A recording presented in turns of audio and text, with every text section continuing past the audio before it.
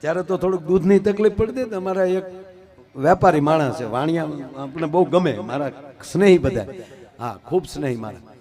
તે મને કે માયાભાઈ મારે ભેંસ લેવી છે, ભલે 2 લાખ રૂપિયા દેવા પડે. તો અમે 1.5 લાખની ભેંસ શેઠ હાટું ગોતી, પણ ભેંસ દોવા દે નહીં, ત્યાં લઈ જાય. અમે રોજ એને ગોળ દઈએ, એ જે ભેંસ લઈ ગયા એને રોજ ગોળ દેતા અમે.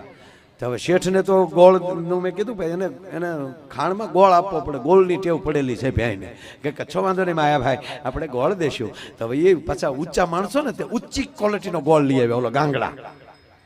હવે એ તગારું ભરીને મૂકે, ભેં દોવા બે તો 7 કિલો તો ગોળ ખાઈ જાય. ભેં ગોળ જેટલાનો થાય ને એનાથી અડધાનું દૂધ થાય. 6 મહિના ચાનો લાવ્યો કે ભાઈ કા ભેંસ રાખો. મેં કીધું પણ તમે કેમ? મને કે માયાભાઈ 7-7, 8-8 કિલો ગોળ ખાઈ જાય. અરે ગાંડા ભાઈ 100 ગ્રામ ગોળ નો ખાય, 50 ગ્રામ તો બહુ થઈ ગયો. અરે શું વાત કરો છો? અમે તો ઓલા ગાંગડા કાપીને ટુકડા કરીને તગારો. અરે મેં કીધું ગાંડા ભાઈ હાલો હું તમને શીખવાડું. કારક બુદ્ધિવાળા માણસોને બુદ્ધિ વગેરેના માણસો બુદ્ધિ દેવા જાય છે. જો ભાઈ મારામાં બુદ્ધિ નથી, આ તમને ચોખ્ખું કહું. આ બુદ્ધિનો પ્રોગ્રામ જ નથી, આ દિલનો પ્રોગ્રામ છે. હા હજી એ જોક્સ કહું તમે, એ મને ભાઈ હૈયા સડાવજો, એ મને કહેજો બુદ્ધિ વાળો જો એ કહું તમે. જો પેલા આ ગોળ વાળો પૂરું કરું. નથી આવવું હમણાં, નથી આવવું.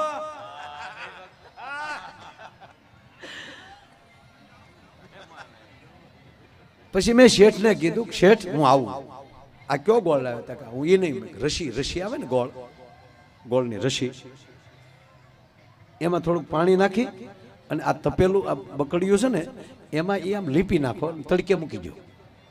એ તડકે હુકાઈ ગયું. હવે ભેંસ મોર મૂકો, ભેંસ કેટલુંક સાટ્યા કરે અને ભેંસ ધોઈ લેવાની. ઓહો આવી ખબર જ નહીં માયાભાઈ. મેં કીધું હજી શીખવા, કારણ કે બુદ્ધિ છે ને બુદ્ધિ. અત્યારે તો મેં કીધું ને કોમ્પ્યુટર ને માણસ ચંદ્ર ઉપર જઈ આવ્યો, ક્યાં ગયો હજી નક્કી નથી થયું. કોઈ પરફેક્ટ ફાઇનલ નથી કહેતા કે ચંદ્ર જ છે એમ, કે અહીંયા બોર્ડ નથી માર્યો કે ચંદ્ર આવી ગયો એમ. એ ક્યાં ગયા મારા રામ જાણે. એક તો એમ કહી શકે પૃથ્વીના એક ભાગ ઉપર જ એ લોકો ગયા છે. આવા લાટ તરક વિતરક આવે છે, પણ એ આપણો વિષય નથી, પણ આપણે નથી જવું. પણ કાંઈક કરે તો છે જ કેવડું ભાઈ. અને એમાં અમુક જે સાહેબ થોડું ઘણું ભણી જાય ને અને હાવ દોઢા સુધરે નહીં તો એક મોટો પ્રોફેસર સાહેબ સાયન્સમાં બધાયમાં, અર્થશાસ્ત્રનો માણસ, અવડો મોટો પ્રોફેસર, નાસા સાથે સંકળાયેલો માણસ, અને ભગવાનને મેળો ઠપકો દેવાનો, સમાજને મેળો કે શું તમે બધા મેળામાં ટાઈમ બગાડો છો? ઈશ્વર જેવું કઈ છે જ નહીં. માણસ શું ન કરી શકે? માણસ આકાશમાં ઉડી શકે છે, માણસ સબમરીન લઈને દરિયામાં જઈ શકે છે, માણસ શું ન કરી શકે? શું બધા ખોટા ટાઈમ બગાડો છો? ભગવાનને ચૂક મારો દીકરા, મારી હામો છો તું, મેં તને બુદ્ધિ આપી, તને હારી બુદ્ધિ આપું, સમાજનો વિકાસ કર. મરી જતા હતા શાર એકલા ઘૂંટવામાં. શેલ દાદાની 3 વર્ષ ભણ્યા, 8 વર્ષના થયા ત્યારે શાર એકલા શીખ્યા હતા. એને બદલે અત્યારે હાશી ખોટી વાત છે સાહેબ? મેં ઘૂંટેલા છે 2 વર્ષ, ત્યારે શાર એકલા આવડ્યા હતા. એને બદલે અત્યારે 3 વર્ષનું છોકરું મોબાઈલના લોક ખોલી નાખે. કે નથી ખોલતું? ખોલ નાખેલ દેતાની મોબાઈલ હાથમાં, ઓળખી જાય ડોહો.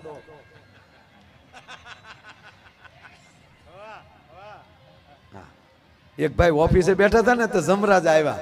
જમરાજે કીધું હાલે મોરથા. બોલો કે ભાઈ મારે હજી કેટલા પ્રોગ્રામ કરવાના છે. હું મોરથા કહું છું. જમરાજા કે મિત્ર તરીકે કહું, હાલ મારી હારે હારો નરીવો લઈ જાવો છે તને, હાજો નરીવો લઈ જાવો. કે પણ હજી મારો નહીં કહું છું હાલ. તક મારી ભૂલ હું? તારી ભૂલ એટલી જ મોબાઈલ તારો ઘરે રહી ગયો છે, લોક ખુલી ગયો છે, અને 2-3 મેસેજ આવી ગયા છે. તો બોલો કે તો આપણે નીકળી જવાય, આપણે હવે ઘરે ન જવાય, હમણાંમાં જ નીકળી જવાય એમ. કે ભાંગીને નીકળવું એને કરતા હાજો ને ટળી જાય. એટલે બોલો એ ભગવાનને મળ્યો ઠપકો દેવાનો. ભગવાનનો મગજ ગયો, ભગવાનનો જાય જ નહીં મગજ કોઈ દી, હોય જ નહીં એને. ભગવાન કે ચાલે મેં તને બુદ્ધિનું દાન આપ્યું છે કે જેથી કરીને તું સમાજ વચ્ચે જા અને માનવનું કલ્યાણ કર, એને બદલે તું મારે આમાં સેલેન્જ મેળો કરવા. ભગવાનને ચોકાને સર્કિટ જ ઉડાડી નાખવા દે.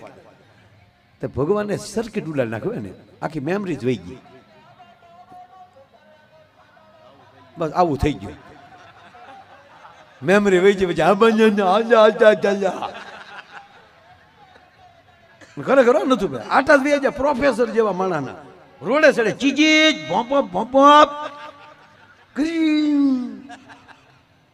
ભગવાનને ચૂક ગયો હવે બરાબર, પણ ભગવાનને એમ છો કે હજી આની પરીક્ષા કરી લઉં. માનવ બનીને ભગવાન ધરતી ઉપર આવ્યા આની પરીક્ષા કરી, આની હામાં મળ્યા. જય સોમનાથ, ચીજી, જય શ્રીરામ, પોપ પોપ, જય શ્રી કૃષ્ણ. ભગવાનને ચોકાને ગયું, તારું નામ શું છે? નીચી કબાઈ. ક્યાં ગામનો છો? નીચી કબાઈ કીધું ને. તાર પપ્પાનું નામ? નીચી કબાઈ કીધું ને. તાર દીકરાનું નામ? નીચી કબાઈ. તારા ગામનું નામ? નીચી કબાઈ. તું હું હતો? નીચી કબાઈ. તારી પત્નીનું નામ? ચંપા. ભગવાન કે તારી ભલી થાય, મેમરી ઉડી ગઈ પણ વાયરસ રહી ગયો થોડો. આ તમને કેવલ જોક્સ લાગ્યો ને? હાવ. હવે સાંભળો, તમારા મગજમાં હશે ને તો ઈશ્વર કાઢી નાખશે, પણ દિલમાં હશે ને, હૃદયમાં, ઈશ્વરની તાકાત નથી, ન કાઢી શકે ભલામણ. એમ જેની સાથે રહ્યો ને એ દિલથી રહ્યો, હૃદયથી રહ્યો, મોજથી રહ્યો.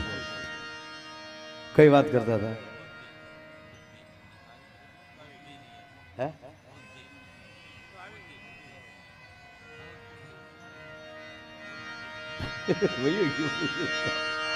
એટલે વાત એ કરતો હતો સાહેબ.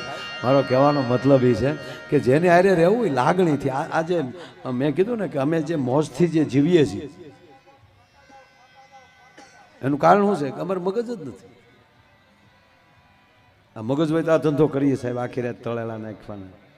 ના, વાત જ્યાં મૂકીથી ત્યાં લઈ આવ્યું. ઈશ્વર દરેક વ્યક્તિને કાંઈક ને કાંઈક જવાબદારી સાથે મોકલે છે.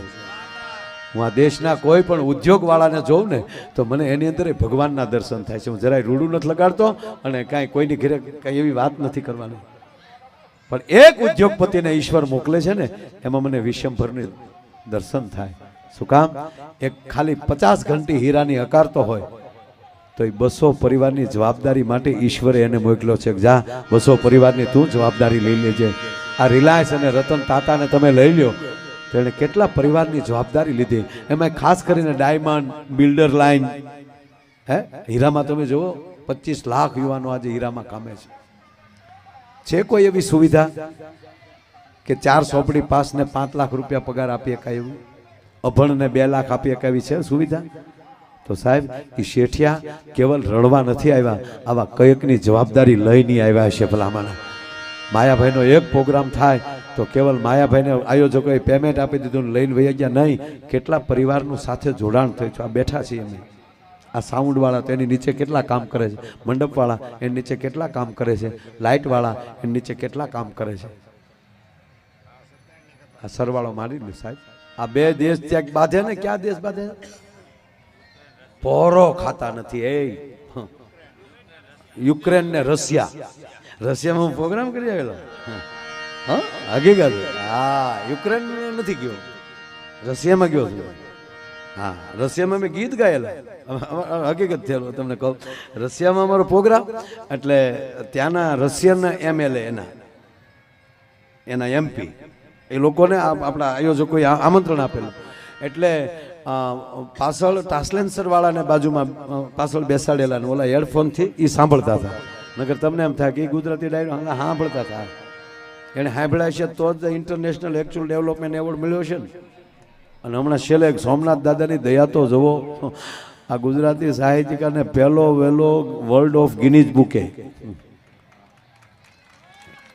બોલો હવે આમાં મને તો મારા પહેલી વાર ઓલા એવોર્ડનું આવ્યું ને, હકીકત કહું તો ઓલું અંગ્રેજીમાં કાગળિયું આવે તો આપણે તો કાંઈ ધડો કરીએ નહીં અંગ્રેજીના કાગળનું. ઓહો, ફરમાઈશ સરસ છે અને આપણે હાંકવાના છે. મારે 4 વાગ્યા પહેલા પૂરો કરવાનો છે નહીં પ્રોગ્રામ. તમારે જેને ઉતાવળ હોય વૈયા જજો ભાઈ. કોઈ નહીં હોય ને તો હું આ દીવો પાછો પેટાવાનો ને એની સામે ગાવાનું ગુરુજી ના ના.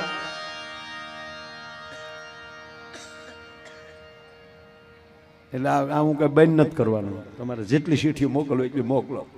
હું આચાર જ છે મારામાં, સંહિતા નથી મારામાં.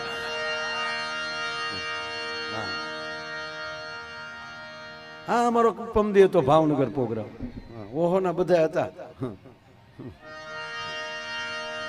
કોણ કોણ હતા લાઈવ જોયું જ હશે. બધા મંત્રી હતા. આ કોઈ બંધ ન કરાવ્યું, અહીંયા કોઈ નો જ કરાવે, પણ આ તો મર્યાદામાં કે ભાઈ આપણે પણ નહીં. હું 4 વાગ્યા પહેલા બંધ નહીં કરું. મને માઇન્ડ તામ ચડ્યું છે. 3 વર્ષથી કોઈ અમને સાંભળ્યા જ નથી. ઘરે ને ઘરે બેઠા હતા ભાઈ અમે બધા કલાકારો. આ લોકડાઉનમાં શું કેવું છે આપણે તો જે સાંભળો આપણા ગુજરાતમાં કે આપણા ગામડામાં કે આપણે બહુ તકલીફ નથી, કારણ કે મોટા ફળિયા ભાઈ. એ ભાઈ કાંઈ નહીં તો વાડીએ જઈને બેહી ભેહું અરે વાતું કરી. ભગર હાલતી નહીં હે, ભગર માનતી નહીં હે.